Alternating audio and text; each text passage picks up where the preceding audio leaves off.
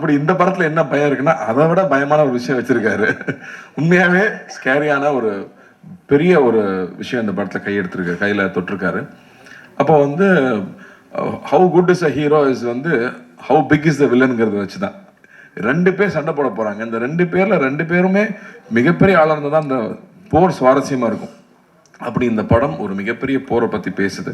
அதுக்கு ஆப்போசிட்ல S J Surya sir வந்திருக்காருங்கும் போது நான் ரொம்ப ரொம்ப சந்தோஷப்பட்டேன். ஏன்னா அந்த படம் பெருசாகணும்னா, அந்த போர் பெருசாகணும்னா அந்த அந்த இரு துருவங்கள் பெருசா இருக்கணும். சர்தார் வந்து ஸ்பாட்ல இருக்கும்போதே வந்து சர்தார் வந்துட்டாரு, சார் வந்துட்டாருன்னு தான் பேசுவாங்க. அதே விஜய் கேரக்டர் ரொம்ப விஜய் வந்துட்டான் அப்படிம்பாங்க. டேய் 2 நான் தான்டா, கொஞ்சம் மரியாதையா பேசுகிறான்னு. பட் அது அந்த ரெஸ்பெக்ட் வந்து ஷூட்டிங் ஸ்பாட்லயே தெரியும். ஸோ இந்த படம் ஆக்சுவலாக ரொம்ப என்ஜாய் பண்ணோம். நான் ஃபஸ்ட்டு எப்பவுமே மித்ரனுக்கு ஒரு பழக்கம், ஃப்ளாஷ்பேக் தான் ஃபஸ்ட்டு ஷூட் பண்ணுவாப்புல. அது ஷூட்டிங் ஆரம்பித்து உள்ளே போய் நான் பயந்துட்டேன். ஃபஸ்ட்டு ப்ரொடியூசர் தான் பார்த்தேன், எப்பா என்னப்பா செலவு பண்ணிகிட்டு இருக்கீங்க.